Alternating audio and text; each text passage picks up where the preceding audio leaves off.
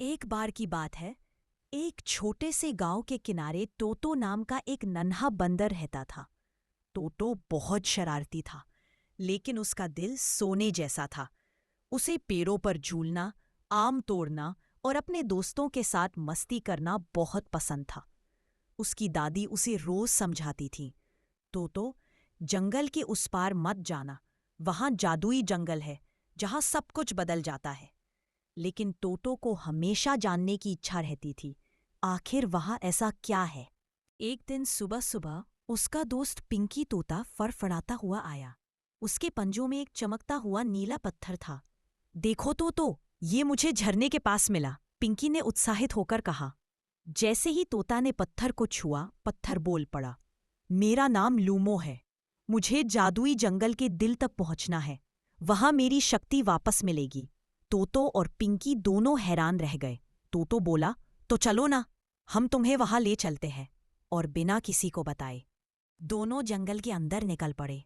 जैसे जैसे वो आगे बढ़े, पेड़ बोलने लगे, नदियां गाने लगी और बेलें नाचने लगी। पिंकी डर गया, ये कैसा जंगल है? लेकिन टोटो हंसते हुए बोला, वाह, यहाँ तो सब जिंदा है।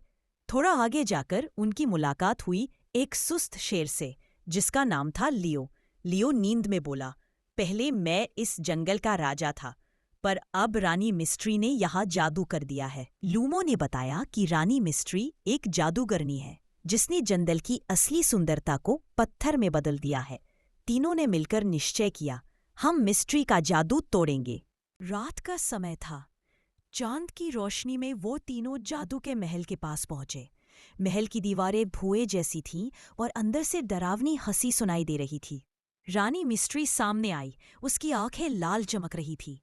कौन है जो मेरी नींद में खलल डाल रहा है? टोटो ने डरते हुए कहा, हम तुम्हारे जादू से जंगल को आजाद कराने आए हैं। मिस्ट्री ने जादू की छड़ी घुमाई और आसमान में बिजली कौंधी। लेकिन तभी लूमो चमक उठा, अब मेरा समय आ गया। लूमो की रोशनी से सारा महल जगमगा उठा। मिस्ट्री की छाया पिघलने लगी और धीरे धीरे पूरा जंगल फिर से हरा भरा हो गया। लियो की दहाड़ गूंजी, पिंकी खुश होकर उड़ा और टोटो उछलकर बोला, कर दिखाया। सुबह हुई तो पूरा जंगल फिर से हंस रहा था। पेड़ झूम रहे थे, फूल मुस्कुरा रहे थे और हर जानवर तोतो को हीरो कह रहा था। लूमो ने मुस्कुराकर कहा, धन्यवाद छोटे बंदर, अब मैं जा रहा हूं, लेकिन मेरी रोशनी हमेशा तुम्हारे दिल में रहेगी। तोतो और पिंकी गांव लौट आए।